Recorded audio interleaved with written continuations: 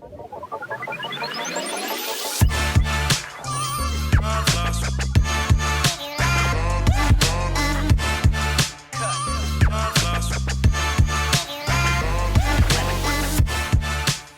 back to the Transfer Portal CFB YouTube and podcast series presented by NoContextCFB. We're going to do a little early bowl recap, first weekend in the books. So FCF semifinals as well as some recruiting. We'll hit some predictions for the next week of bowls through Christmas weekend. So thank you for joining us today. I have with me Josh, welcome, and John. Glad to have you guys here. Let's get right into it. We can go.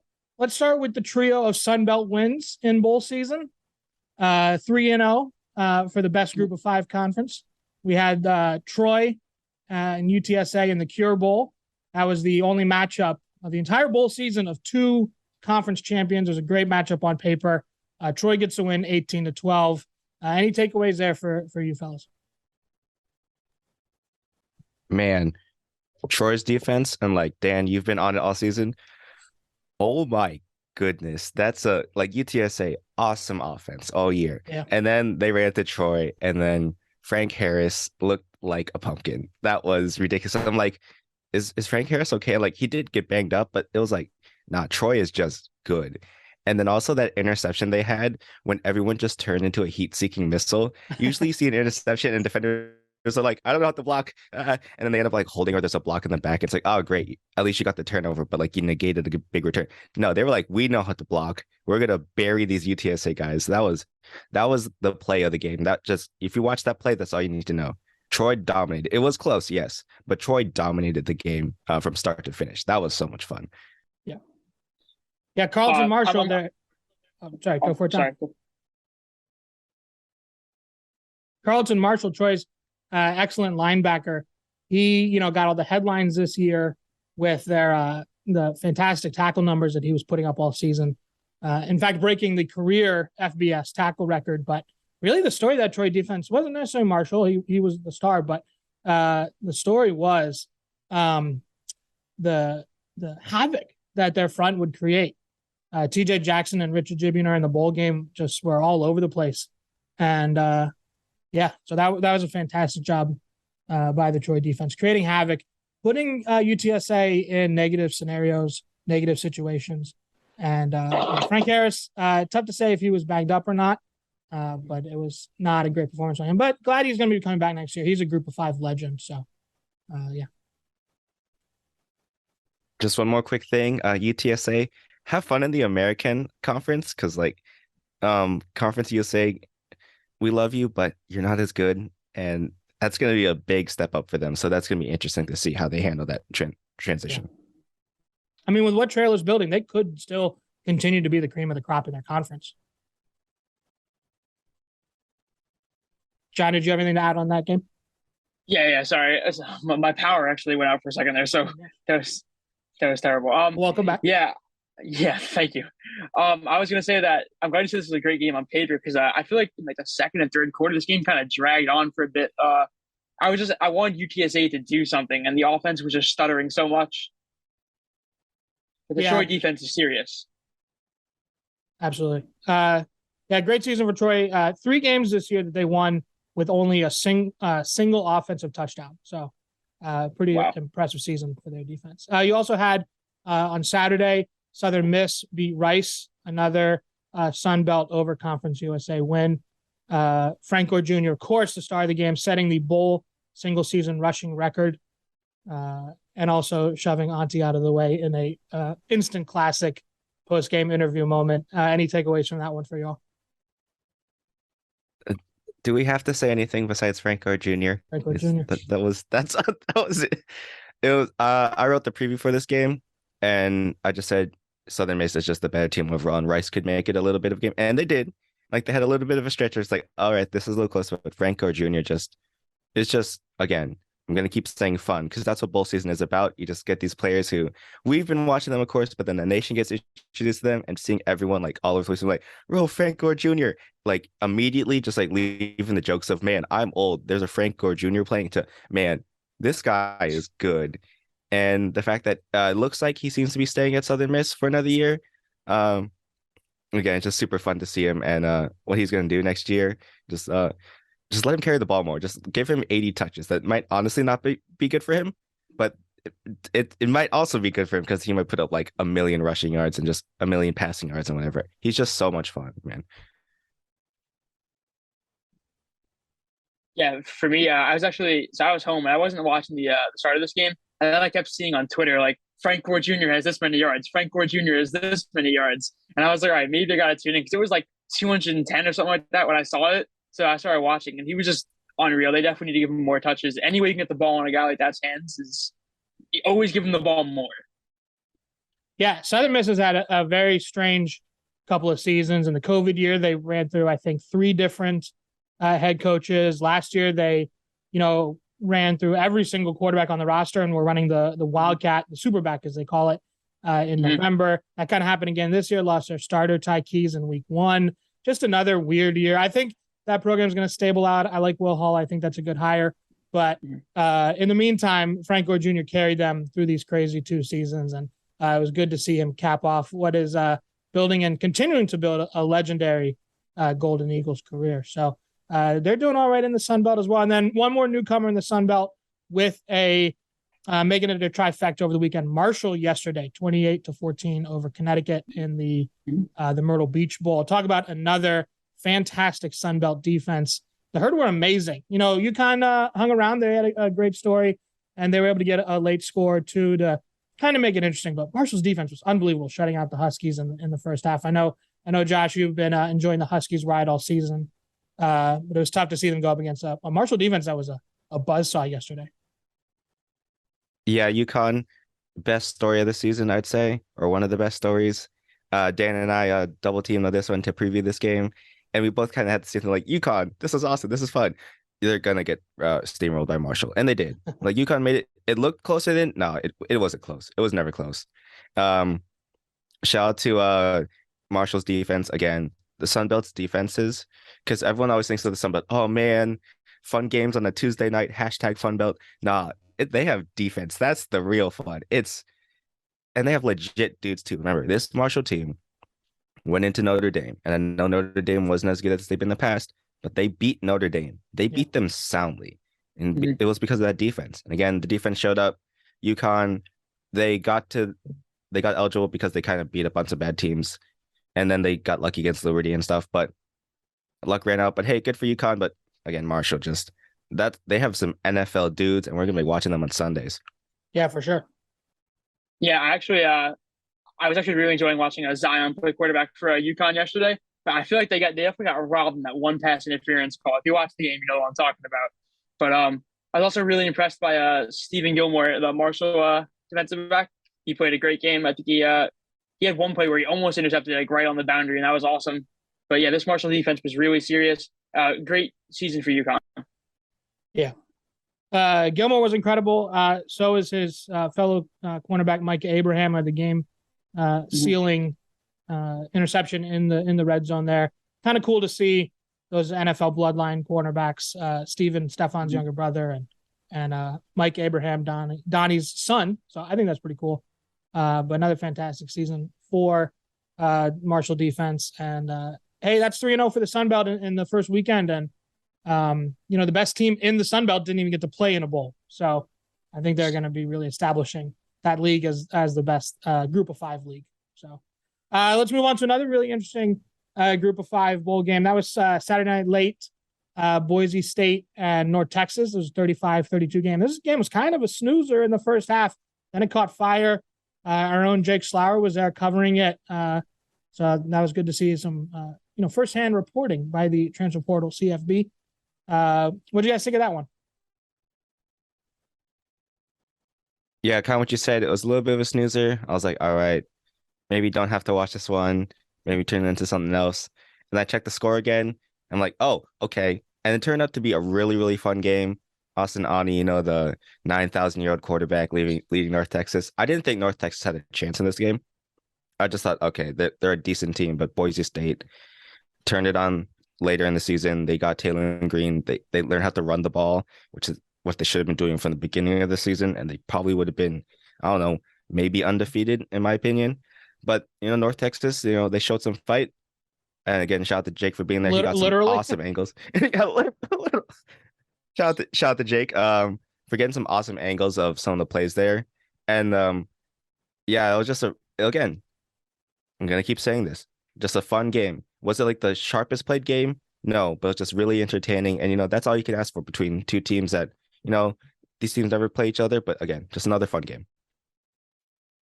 Yeah, I think what you said about it being a fun game, I feel like that's what bowl games are going to start to become. Is like they're not going to be always the best game, but as long as they're like exciting and have like wacky plays, it's going to be interesting. I think Boise had a really good game for this. I actually did fall asleep in the first half of this game, so it was actually a snoozer for me. But yeah, it was a good game. At the same time, we had BYU and SMU in the New Mexico Bowl. I'll be honest, I did not realize how cold the New Mexico Bowl was going to be. That was a cold, high weather game and high altitude game, I mean.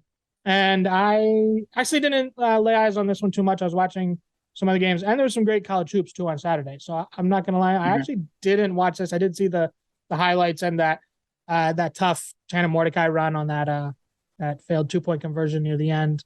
Did either of you get to watch much of this one? I really have no takeaways. Sorry.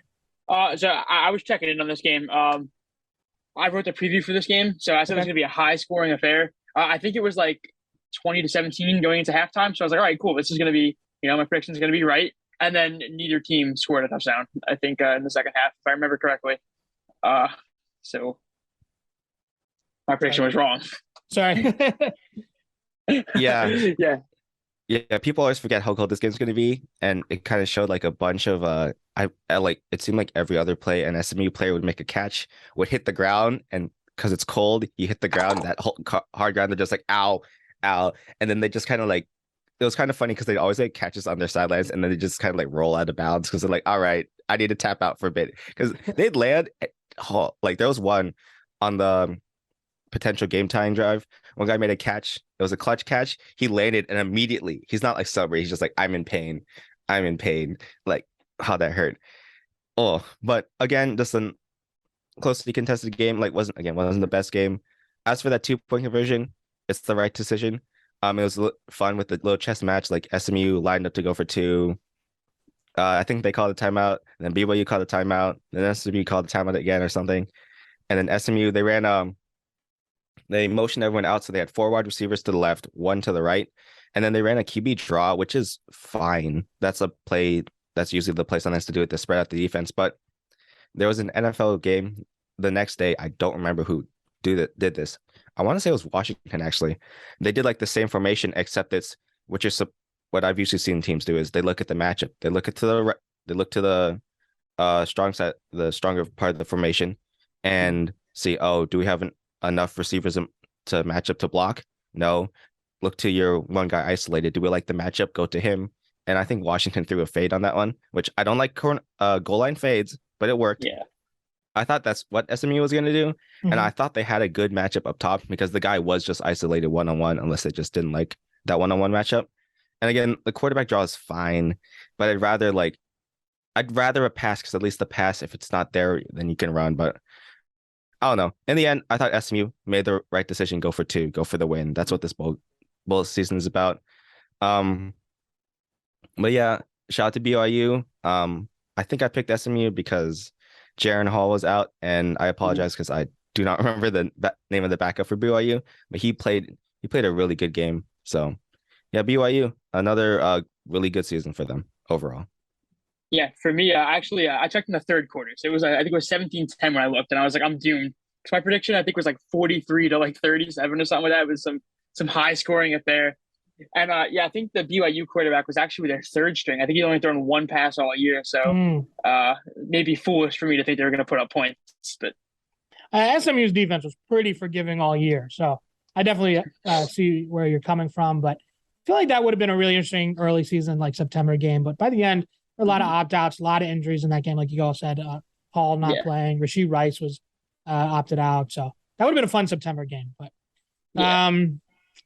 bowl season started with the Bahamas Bowl, of course, UAB over Miami of Ohio. Speaking of opt-outs, Dwayne McBride didn't play for UAB, but they got the win anyway. I don't know. I watched it. I had it on, but that wasn't that compelling of a game. It was close. It had that crazy play at the end. Miami was driving, but I don't know. I feel like the takeaway for me is always the crazy Bahama Bowl stories that always coming up after the games. People that go get to just like no security, buy a drink and walk on the field, walk up and down, high five players on the sidelines and everything. It sounds like just an absolute incredible scene to take in. So maybe we should try to get a credential for that one next year. Get the team down there in the Bahamas Bowl. But I don't know. Any big takeaways from that one for y'all? More of a storyline as opposed to like the play on the field. I know new with the hiring cycle and everything and how everything works that teams fire their coach or they try and hire as soon as possible. But man, it was weird seeing Trent Dilfer already on the sidelines with the team while the current interim head coach was there. Some of the players had said, hey, we like this guy. We want to keep this guy. Let him be our guy. And then the AD, like not immediately, like the letter came out that was written to the AD and then the AD hired Dilfer.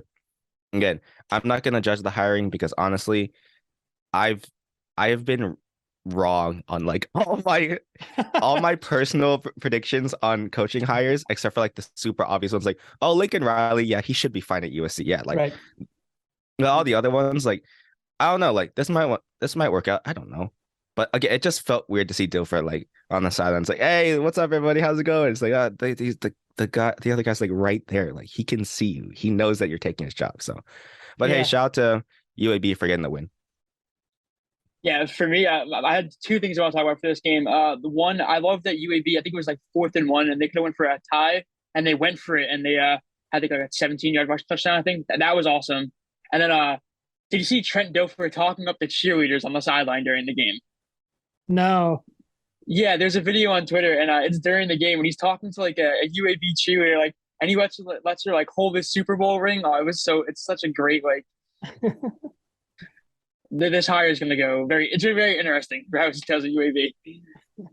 Yeah, definitely for sure. And also weird that he, like you said, Josh, like being on the sidelines there, like traveling with the team, not, this wasn't a home game that he just, is, showing face at, to travel with the team while not really taking the reins. Yeah, that is weird. But, speaking of coaching opt-outs, coaching carousel, the Fenway Bowl, Wasabi Bowl? Was it called Wasabi Fenway Bowl? Wasabi Fenway Bowl, yeah. That was an interesting one. Louisville's defense dominated Cincinnati. Mm-hmm. Scott Satterfield was not in attendance. He didn't get to, share the sidelines with both teams, which I think should have been interesting. Maybe both teams fighting over who actually has to keep him, because it doesn't seem like Louisville players are that excited. Cincinnati players are that excited to have him on board. Doesn't feel like Louisville, a lot of love lost there. John, you shared a video post game of some Louisville players celebrating the win with a F Satterfield moment caught on camera. Yeah, celebrating something else as well. Yep. Yeah. I like Louisville as a sleeper next year. They had a really underrated defense this year. Obviously, Cunningham's gone, but looks like they'll probably have an upgrade in coaching and in terms of player buy-in and things like that. I think they're an ACC sleeper next year. Their defense was incredible. Yeah, I thought Cincinnati was going to win because it was a battle of backup quarterbacks. I'm like, well, at least their backups like has played this year, and like played more. And no, that Cincinnati didn't have a pulse really. Again, it wasn't just them. Like Louisville inflicted some hurt too, but it was like, Cincinnati, you're not doing it. And again, it's cool that this game was played at after 3 straight false starts because of COVID related issues and everything. This game not actually happening. It was cool to see them play, and I do wish though that one of the challenges was, or not a challenge, but like they put the field goal post like right next to the green monster, and you get extra points if you kick the ball over the green monster. Just a little something. It's a bowl game. You could change the rules a little bit there. Temporary rules. Yeah, temporary rules. Just a little something. Like the transfer portal or something. We trademarked that just in case it happens. Could you imagine if some bowl games had like specific rules just to that game? Like that'd be so awesome. Off-season topic. Yeah. Just what bowl games we had a stipulation to. Yeah, I really wish that Satterfield would have had to be in attendance for this game. I think it would have made it would have been more awkward than Trent Dilfer having to be at the UAB game. Like if Yeah. Satterfield had to be in between both teams, not actually coaching because he can't call plays for both teams, but just consoling guys on both sides of the ball.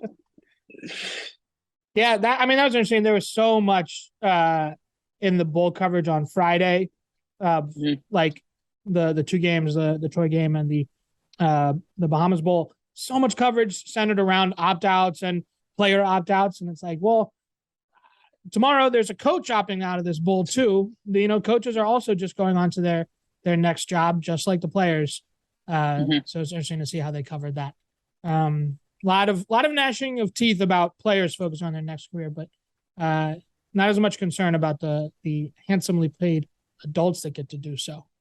But speaking about opting out of bowls, Florida, that entire team kind of opted out, took about half their roster to Las Vegas and got wiped out by Oregon State. The Beavers were incredible. 30-3 was the final there. Any takeaways there for y'all? I'll go first on this one because I think you guys might have saw that some of the Florida players were not happy about my tweets about the effort they gave in this game. Like I got some not nice DMs from some of their players. Not going to say who, but yeah, they were missing a lot of their team. So I'm not going to say that they should have won this game because Oregon State was pretty much at full strength compared to Florida. Florida had a lot of opt-outs, but they didn't really give a whole lot of effort either. I feel like they gave up early on in this game. I feel like they could have scored more than 3 points. Yeah. And even then, though, shout out to Oregon State. They just all season long, they've been a really, really good team depth-wise. And then shout out to Florida, too, for keeping the non-shutout streak alive. I think it goes back to 1988 or something that they haven't been shut out. So shout out to that sad field goal at the end to be like, hey, we got to keep the streak going. So, hey, good for Florida, man. You did something. You accomplished something. You did something. From a big picture storyline, that Florida season for me is really interesting because you look at some of the big hires that were made this season, of course. Marcus Freeman in Notre Dame, a continuity hire. And then you also have Billy Napier there at Florida. And then, of course, Brian Kelly and Lincoln Riley in major scenarios where they go in there and, have kind of an underperforming team and they want to clean it up. And those two, Riley and Kelly, hit the portal hard, said, we're going to compete this year. We're going to try to win as much as we can this year. Napier slow played it all off season, said, we don't have much team. We have some stars, but we don't have depth, lower your expectations. There was that open letter to the fans. Really kind of undersold his team. They started out strong. They had a couple really solid games, but were not played worse down the stretch. And then that lack of depth was really at the forefront in this bowl game against a physical and hungry Oregon State team. But just interesting to see that kind of like slow play approach in the transfer portal era. And if Napier doesn't get it off the ground soon, I don't know if you'll see that kind of approach. Hey, we're going to build something here, patience, buy-in.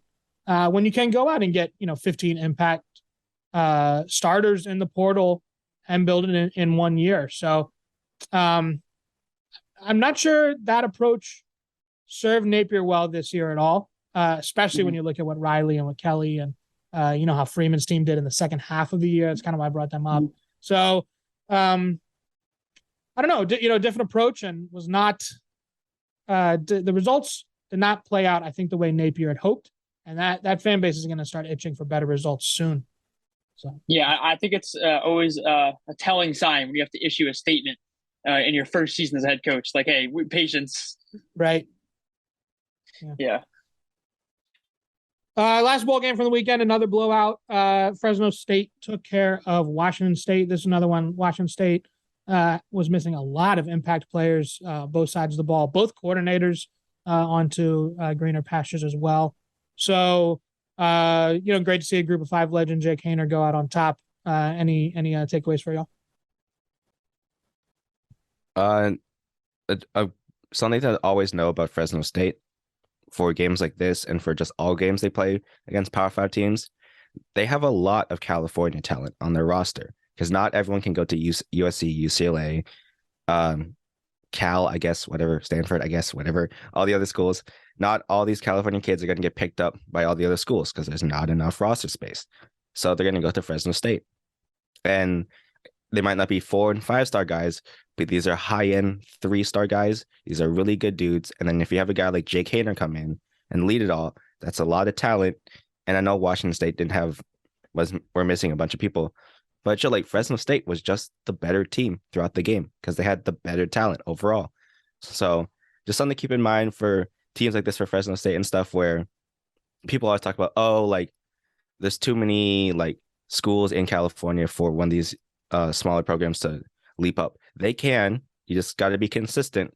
And even with the coaching change and everything, they've kept it up really, really well. And historically, look through Fresno State since 2000, whatever, they've been really, really good at just getting California kids and keeping them home. And then if a 4 or 5 star guy at a top university isn't working out, hey, come on back, man. We got space for you.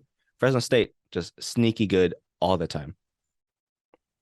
Yeah, actually, I didn't get to watch this game, but I'm a big Jake Haener fan, so I'm glad I got to go out on top. I predicted Washington State to lose just because they're missing the coordinators, and I feel like it's kind of hard to go into, beat a team as talented as Fresno State, missing 2 important coaches. Yeah. We had some great action at the FCS level, 3 games this weekend. Jackson State falling to North Carolina Central in the Celebration Bowl. That was an instant classic overtime game. Fantastic game. Another instant classic, IUW Incarnate Word went up to the Fargo Dome and really were taking it to the Bison for the first half, but let some key opportunities slip away. That sets up a North Dakota State, South Dakota State rematch in the finals. And then the shocking result to me was South Dakota State blowing Montana State out of the water. Montana State has an incredible rushing offense. Sean Chambers, the Wyoming quarterback transfer, and Tommy Millett, their homegrown kid, and they do that 2-quarterback system, 2 quarterbacks on the same play, and really were just tearing teams up on the ground, averaging like service academy numbers, 400, 500 yards on the ground in the last 6 or 7 weeks, and they were just blanked by South Dakota State. So I was really stunned by that one. I know, Josh, you're one of our resident FCS followers here at the Transfer Portal CFB. I dabble, but you're somebody who's really deep in those waters. So what were some of the big moments for you from this weekend in FCS? Yeah, I'll go reverse order. So South Dakota State, they are the best team in the FCS this year. They showed at Montana State. Thanks for coming. You're really good. Excuse me.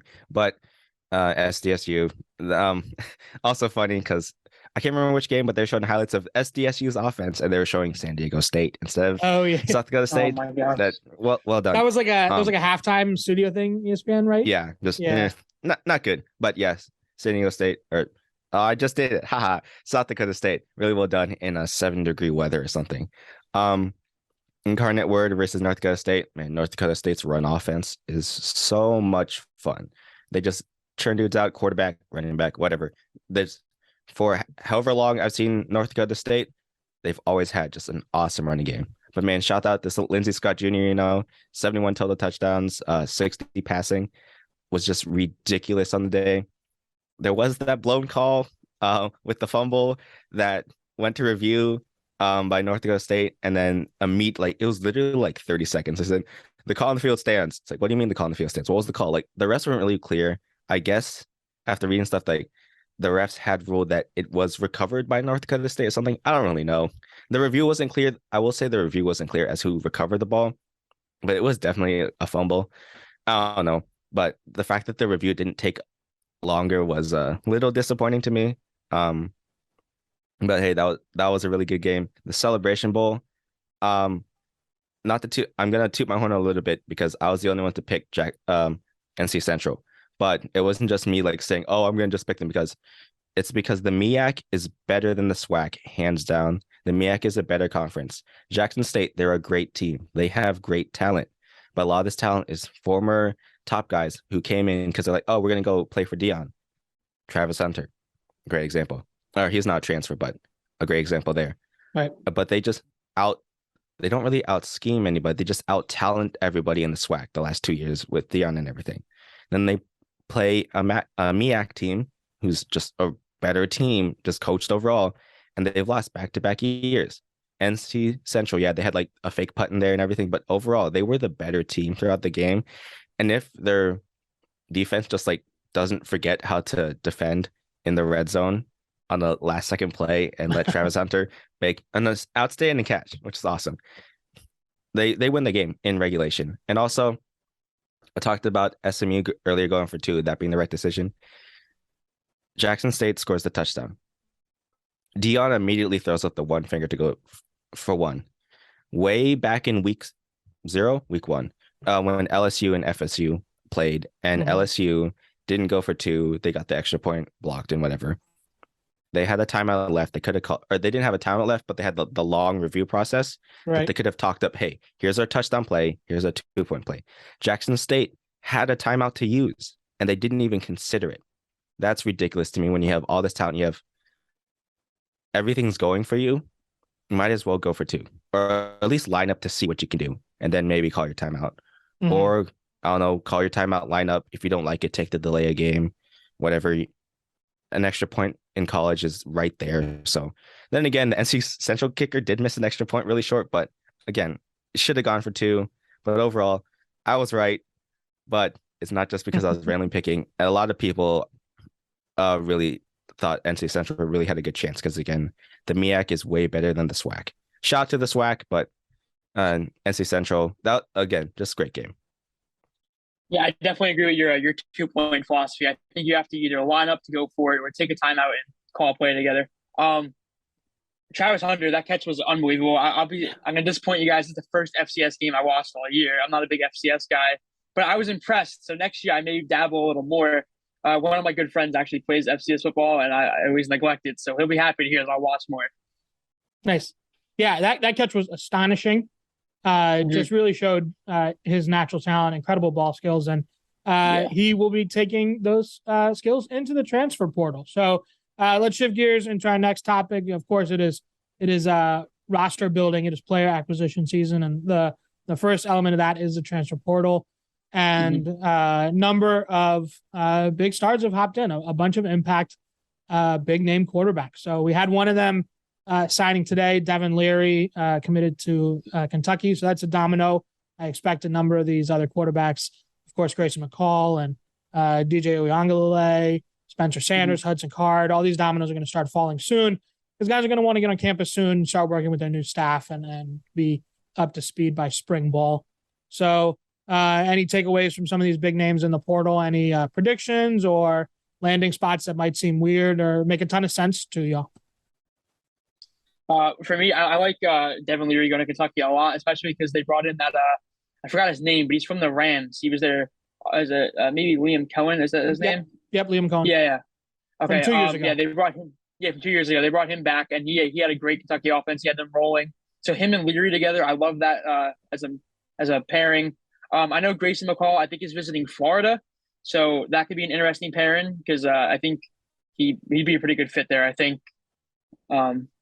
Yeah, I think for us, Josh. Yeah, the Cohen news, it's not like official, but like everything seems to point that Cohen's signing there. If you look at Cohen, he has the Sean McVay influence and everything. When he was there 2 years ago, that's when Levis was looking really good, and then he was gone. Levis has fallen off this year. That's because I was surprised that Leary went to Kentucky. I'm like, why would you go to Kentucky? Like nothing's happening on the offense.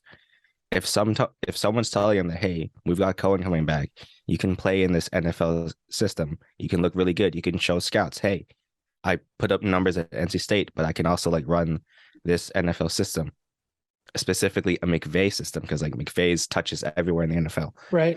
That's really good to scouts. And, that might be the reason that Leary went, because someone told him, hey, we got this guy. We're just waiting to announce Cohen because he's still coaching the Rams, even though the Rams were officially knocked out of the playoffs last night. So maybe Cohen's going to be officially announced soon. And then if he's not, then I have no idea. But that's what I'm assuming that's happening. That's what everyone's been saying. Cohen's been there since earlier this month that he was going to go, that he was going to head back. So it's looking like Leary, that's a future move, not just for immediate future, but for his NFL future. As for the other quarterbacks in the portal, I think they're waiting for each other to go somewhere, and then they're like, all right, then we can go here, we can go here, we can go here. But until then, we'll just see how it goes. Like baseball free agent pitchers, just waiting to see who takes what. Yeah. But I think with Leary too, with you all brought up Liam Cohen and everything, but when they had that great year 2 years ago, when Levis had that solid year with Cohen, they had that one fantastic receiver option, Wandale Robinson, of course, off to the league, and then they brought in this year Tavion Robinson, expecting him to fill those Robinson shoes, but he had kind of a disappointing year. But the true freshmen, Brown and Dane Key, were both fantastic, and that's going to be a nice young receiving room. So I think those are good weapons there that Leary has to be excited to throw to. So those guys are both going to be impact players. Brown was all-purpose SEC player, first team, I think. Don't quote me on that, but right, your first team. But anyway, yeah. And Travis Hunter, any thoughts on him? It'd be interesting to see if he automatically goes to follow Deion. I think he could play anywhere in the country tomorrow. He could start. He could start at Alabama. He could start at SC. He could start at Georgia tomorrow. Just an incredible player. If you're a coach, you should be calling his agent, making whatever your collective has in that war chest to get him on the field for the next 2 years. So, obviously Colorado should be the favorite, but I still think, other teams should make a run. Yeah, I saw yesterday. He's actually already in Colorado. He posted a picture with Deion's son, I think. So I think Colorado's probably the favorite. I don't think they'll let him leave. Well, I mean, he can go take a visit, but I don't know if he will. If he does, I'd watch out for Georgia, I'd say. Okay. And then one more I wanted to talk about was Drew Pine going to Arizona State. Interesting if you have any thoughts on that. Yeah, I mean, he was doing pretty well for Notre Dame down the stretch. Kind of interesting that kind of crumbled. I know, Josh, you are resident optimist on the future of Arizona State. So forks up.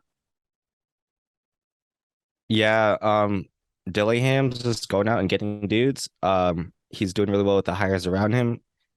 And at least, again, I prefer when you're got a program like this where you can bring in talent to be a more offensive focused team, where at least at least we could put up points, at least we can be exciting for fans. So getting Pine, solid quarterback overall. He's not gonna lead you to a playoff or anything, but hey, at least he'll be fun. So that should at least, again, Arizona State should be entertaining at least, and then Dillingham can keep going and getting guys, and eventually maybe have a power out there in the desert. I'm not a big recruiting guy, John. I know you are. Brief sidebar on Arizona State while we're there. Wasn't one of his hires, I read something like it was a move similar to Jeff Traylor in terms of an Arizona high school legend. A lot of talent there, kind of up and coming state. So maybe locking down those borders. Yeah, I forgot his name. I think he's the Saguaro head coach in Arizona. I think they hired him to be maybe a tight ends coach, if I remember right. Okay. He's coached a few 4-stars. One of them is a tackle transferring from Oregon right now, so maybe he'll end up at Arizona State. Dillingham being his offensive coordinator and his high school coach now being on the staff. Be interesting to see that. That's a fun program. I always enjoy when Arizona State is fun and good. Mm-hmm. All right, let's move on to recruiting, high school recruiting. Tomorrow is National Signing Day. So when we hear that, when you're hearing this, maybe some of the any big flips might have already happened. But John, what do you got for us for tomorrow? Okay, so Alabama is going to finish with the number 1 class. I expect them to add 3 5-star commitments tomorrow. 3 more? Starting off with 3 more, yeah. Oh, man. So 2 is a pair of high school teammates in Alabama, Quay Rasaw and James Smith. And then I also believe Caden Proctor. He's the number 1 player in Iowa. He's been committed to Iowa since June. I think he's going to break some Hawkeye hearts tomorrow and sign with Alabama. I would watch out for 2 more. A pair of Notre Dame commits may flip. Jaden Lamar, he's a running back from Washington. I think he might end up at Oregon. And then Peyton Bowen is a 5-star safety commit for the Irish. And I think he's going to end up at Oklahoma. Interesting. It's crazy with the high school recruiting, early signing day, and and the portal opening up and the Bulls in the playoffs. Just what a month. Mhm. So yeah, got all that together. So but yeah, that's the future of the sport. Let's move on to the immediate future, the next week. Let's run through our Bull preview series. We got about 10 games coming up between now and the middle of next week, our next episode. So let's run through. Tomorrow we have another Sun Belt game, the New Orleans Bowl, Wednesday night, Western Kentucky, South Alabama. Austin Reed hopped in the portal, hopped out. He's going to be playing in this game. What do you all have? Yeah, Austin Reed. He's one of my player spotlights for this week.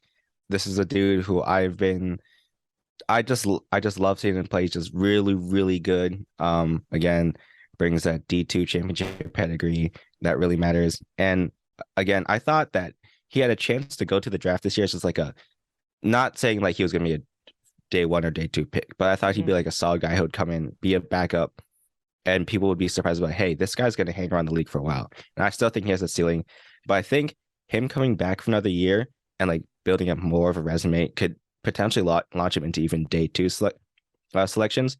But just focusing on this game, really cool to see that. I believe he was going to play in the game either way, even if he was going to transfer out, like the way he was posting on social media. Like he was saying like one more game this season and stuff like that.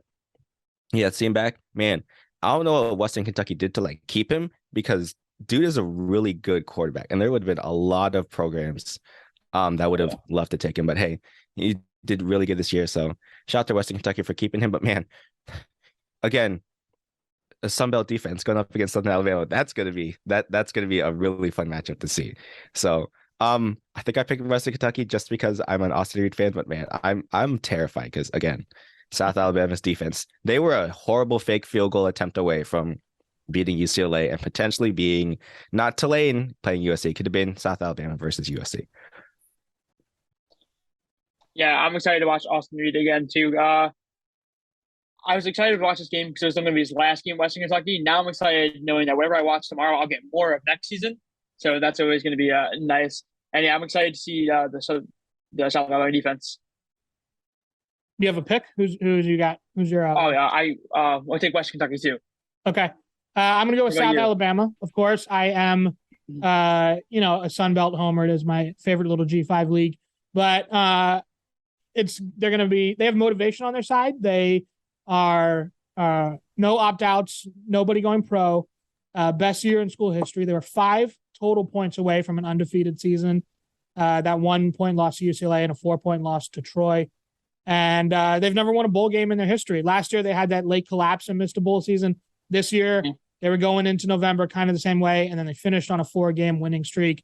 I just think, and then Western Kentucky, even though they don't have Reed, they've lost 2 starting linemen, number 2 receiver, their best defensive player, the defensive back who's going to the league, and I'm drawing a blank on his name right now. So to me, everything points to South Alabama, but of course, I was probably looking for that anyway. My player spotlight, one of my 2 is actually in this game. That's Carter Bradley. That's the quarterback there, Toledo transfer. He has 3 really strong receivers and Jalen Wayne and I'm drawing a blank on their other 2 names, but he distributes the ball to all 3 guys. And I think he's going to have a big game against Western Kentucky's defense. So mark me down for the Jaguars. First ever bowl. After all that, you had me wanting to change my pick. I sold you. Yeah, you did. I'm telling you tomorrow. You sold me.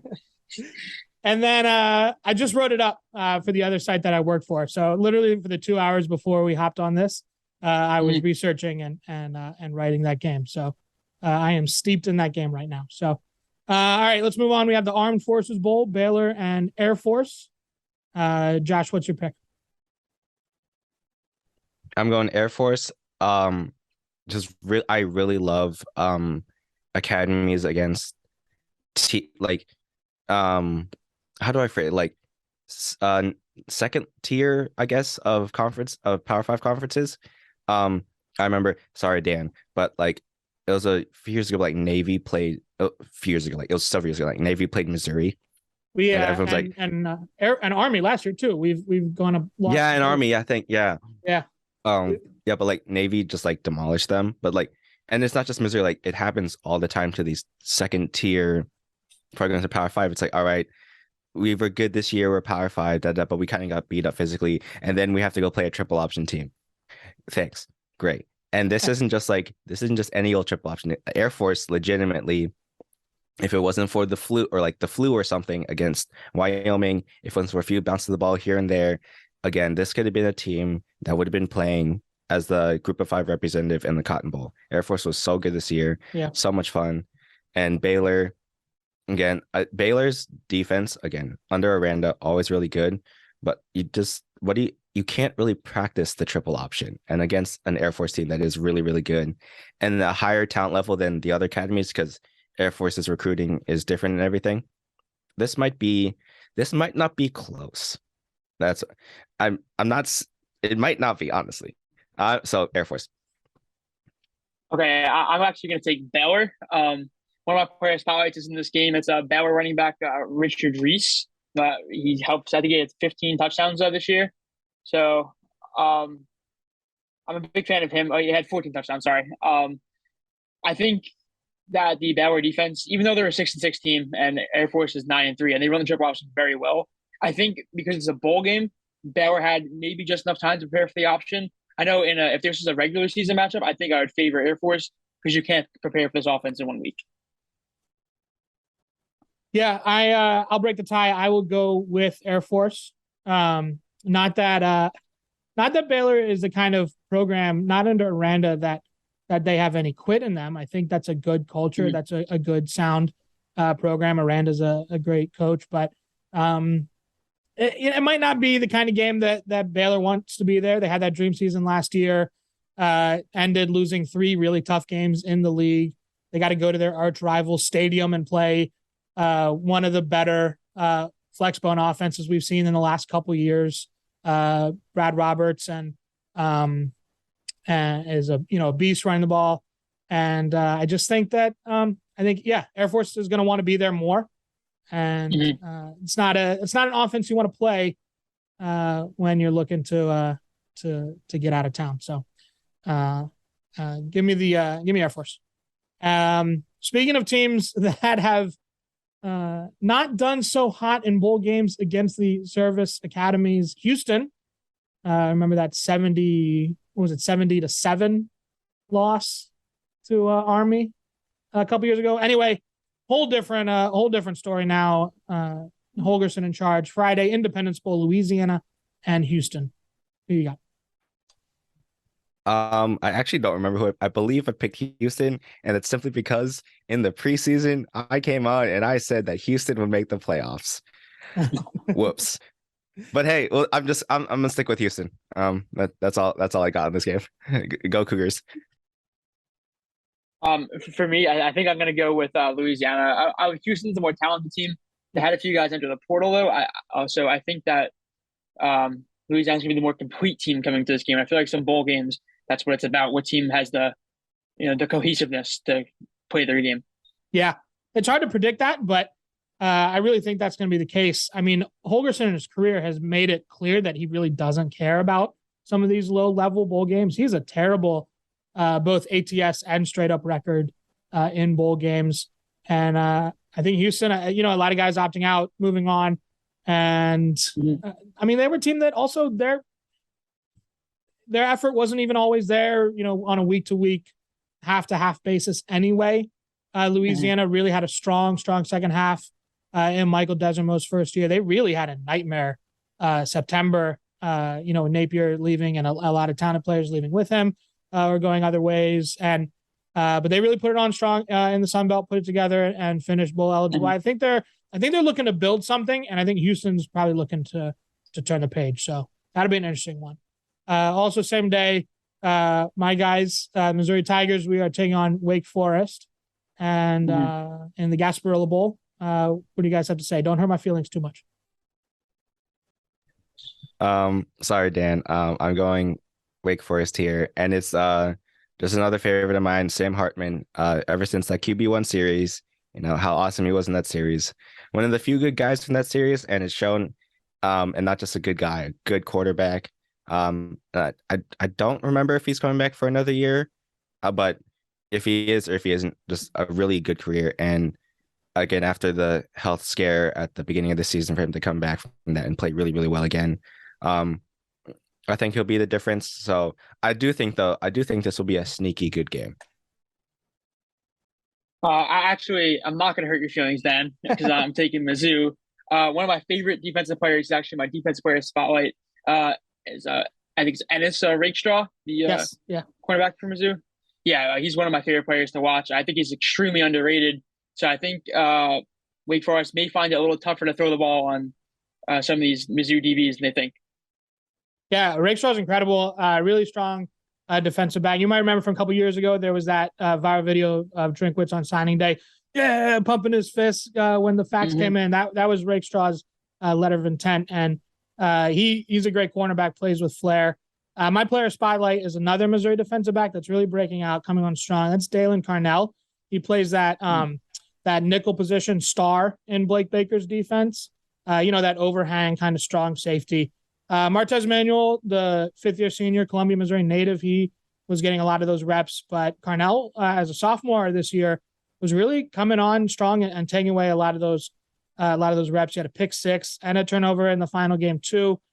Just a huge breakout season was coming, and so Martez Manuel was going on to the NFL. So Carnell's going to get the lion's share of those snaps. He will also be following Manuel into the league in a couple years. So Dalen Carnell is my breakout player spotlight in this game. Obviously, I have to go with my guys and say Missouri is going to win. And obviously Hartman's a great player, but Wake, they do run that slow mesh system, and you can blow that up if you can get some pressure on them. And Baker, Missouri's defensive coordinator, is all about havoc. Missouri was in the top 10 in havoc rates all year on defense, and Tyron Hopper and some of those guys up front will be getting pressure, trying to collapse that backfield and force Wake to make their decisions earlier than they want to. So obviously I will be choosing Missouri as my homer pick. So let's move on to Saturday, the Hawaii Bowl, Middle Tennessee State and San Diego State.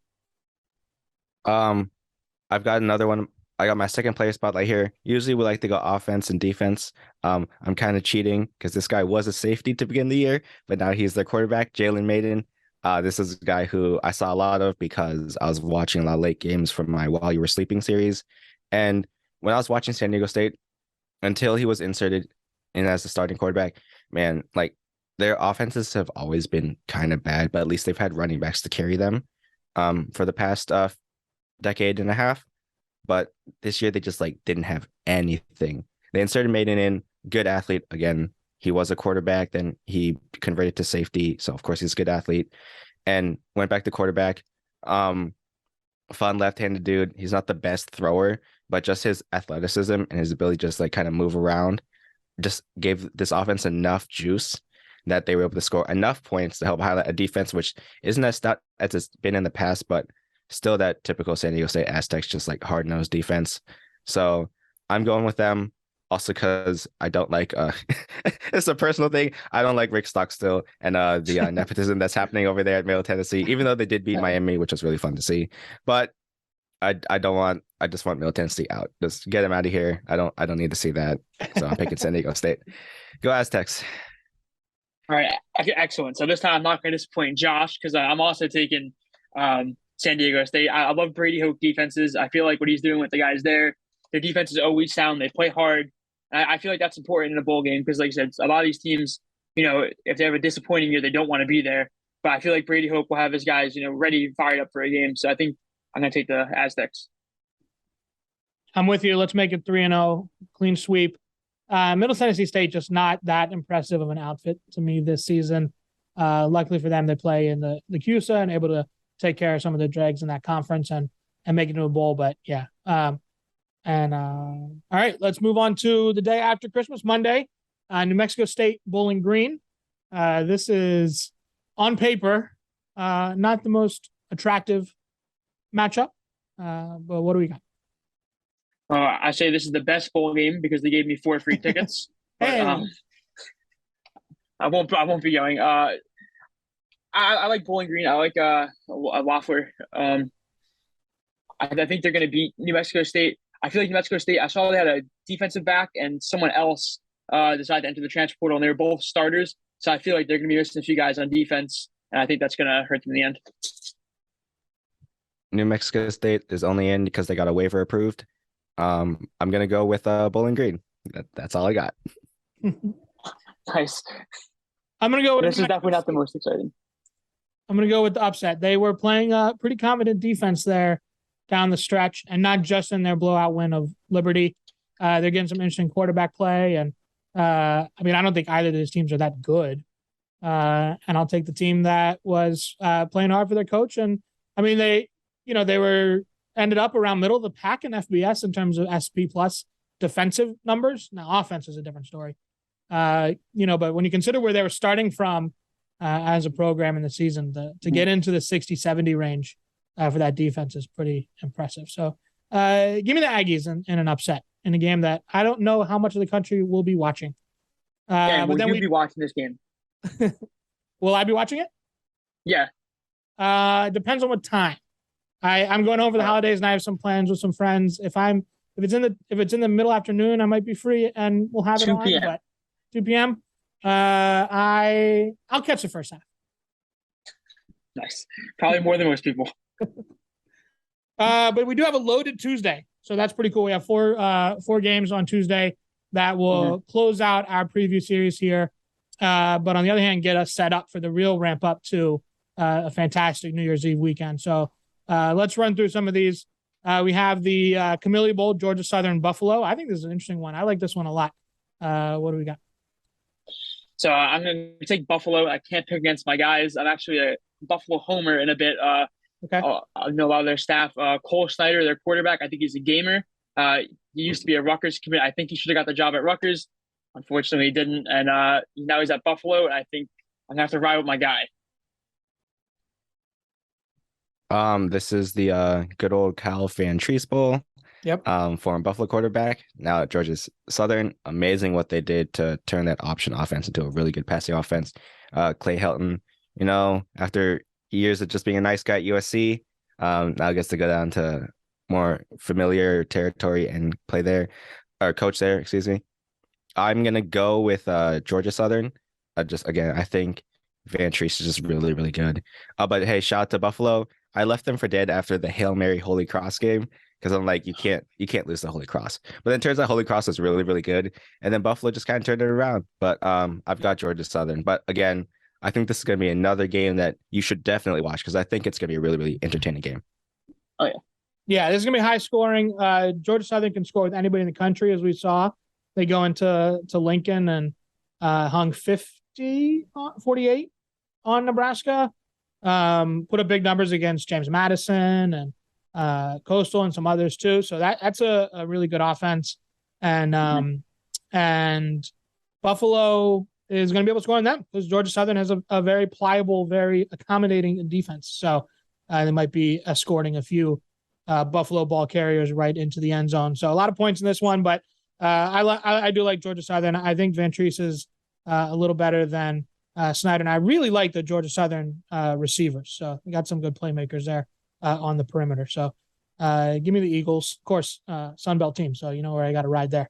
I got the First Responder Bowl. We have Memphis, Utah State. What do we like? Again, looking at these games, unless you have to pick the better quarterback, and I think the better quarterback is playing for Utah State, Cooper Lega, coming in for the injured Logan Bonner. And I think honestly, Lega is the better. Was ever since he's played for them, the offense has looked better for the Aggies slightly. So I'm gonna go with Utah State, a program that won the Mountain West Conference in 2 years ago. Kind of struggled, but came back, bowl eligible. Nice follow up to a season where they looked really, really good. Kind of fell off, but again, I'm gonna go with them. And again, Memphis, just a lot of turmoil there, just because this once proud program is nowhere near what it was, and they're trying to figure that out. But we'll see, especially with all the newbies coming to the American Athletic. So it's gonna be interesting to see. Yeah. So for me, I have Memphis. I like their defensive line a little bit. I think it's gonna be a close one though. I'd probably say that it's gonna be within 3 points. I think the spread is 7 points right now. But yeah, I really like Memphis in this one. So I got for that. Yeah, I like Memphis as well, just by a hair, and a game that I really could go either way. I think Josh, kind of like your MEAC SWAC kind of comparison. I just think American is a better league overall than the Mountain West, and I'll take a middle of the pack American team over a middle of the pack Mountain West team. So, yeah, that gives me the slight tiebreaker there to the Tigers. And then Coastal East Carolina. McCall is not playing or is playing in this game. What is the latest? I think he is playing. Oh, he is going to play. Okay. That's interesting. That's two fantastic group of 5 quarterbacks that have really entertained us for the last couple of years. So if McCall goes, that's a lot of fun. So what do you guys got? I love McCall. I had him as the 9th or 10th guy in my preseason Heisman odds. And honestly, I think if he hadn't gotten hurt, he would have gotten a lot more love just because he's fairly popular with college football media now, and everyone like knows Coastal Carolina. But with Chadwell leaving, he's not coaching this game, I don't believe. And even if he is, excuse me, I just think there's too much distractions, and their defense is so bad. The Coastal's defense is really, really terrible. I'm gonna go with East Carolina. Holton Ahlers, the 27th year starting quarterback for East Carolina. That offense is really fun. It's fun to see the Pirates good again, and so I'm gonna go with them. I just want to say I like how when Josh talks about old quarterbacks, I think earlier Austin Oni, he said ninth year starting quarterback, and just keep getting older and older as we go. But I'm going to give Grayson McCall. I like Coastal in this one. I think Grayson's a better quarterback, although I am a little bit concerned, like Josh said, there's a lot of distractions around the program right now, so they could be checked out and kind of lay an egg in this one. Yeah, and it seemed they lost a lot of guys, not just McCall, but some other talent in the portal.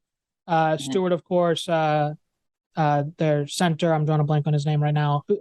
Center, but critical player for them. And I'm going to go against my beloved Sun Belt here, and I will take East Carolina. It was senior night hosting Houston. I had a chance to send off Holton Ahlers with a big win, and they just kind of no-showed. Laid an egg against Houston, and it was in either the last week or the 11th game. I can't remember now. I was really disappointed to see. Now they have one last chance to send off Ahlers, and a pretty great career for him with that program. So I think East Carolina gets it done over a Coastal team that is not playing their best ball, certainly of this year, but also not their best ball of this whole Chadwell McCall run, and it's kind of stumbling across the finish line of this era now. So that is a very gettable defense for sure. And then the last one on Tuesday, a couple big name Power 5 schools, Wisconsin and Oklahoma State in the Guaranteed Rate Bowl. For me, go ahead. Go ahead. Sorry, no, I broke Jordan. That's my bad. I just for me, I think I have Wisconsin in this one. I think they're the better team overall, which I feel like they're not a bad team. Oklahoma State had a rough few weeks where they kind of stunk, and I feel like they're just gonna get the season over with. So I feel like they're gonna be one of those teams that doesn't want to be there. And I think Wisconsin has an exciting new chapter ahead of them. I feel like they're gonna start it, end this season strong. I don't think Spencer Sanders is playing in this game for Oklahoma State. He's in the transfer portal, and again, my philosophy, like better quarterback, and the backups behind him are not really good. So I'm going to go with Wisconsin. Not that their quarterback play is all that spectacular, but again, like John said, the better team overall. They usually, again, like there's always the whole thing about quit factor. They always seem to like just show up in these games and like just play hard, because that's how Wisconsin is. Like if you don't play hard, you can't really make it up there because it's too cold and then you'll just like kind of wither away. So you kind of have to be tough regardless. So I'm going to pick Wisconsin, and this might be a game where it's like, oh, it's 17-3 in the fourth quarter. Wisconsin's grinding away 2.5 yards a carry, but they're winning the game. So I'm going to go with the Badgers here. Yeah, I'm going with the Badgers as well. And I just think there's better continuity, better culture there. Just a lot of not great stuff coming out of Oklahoma State. Just a lot of guys leaving the team, a lot of turnover. Just not sure that's a team that's going to want to be there and fight. But on the other hand, Wisconsin is going to want to be there and fight because they love Jim Leonard, and this is his last game before he moves on, maybe to an NFL job. That seems like kind of the most logical step, right, for Leonard to land an NFL coordinator position. So, Braylon Allen will be playing all their key impact guys. So I look for Wisconsin to get the win, and that'll set us into the excellent New Year's Eve weekend. So that'll be a treat. So thank you all for tuning in. That's our early bowl check-in preview episode. I want to give us a big shout out to the team in general. We just crossed over 10,000 Twitter followers. So getting those big numbers in just before Elon kills the site. So congrats to us. Thank you all for listening. Thank you all for tuning in, following. You can follow me on Twitter at Keegs.com. You can follow John at CFB Talk Daily. Go ahead and give Josh a follow as well on Twitter, Josh_Ray_ the letter A, Josh Ray A on Twitter. So thank you all. Until next time. San Jose State, you're letting me down.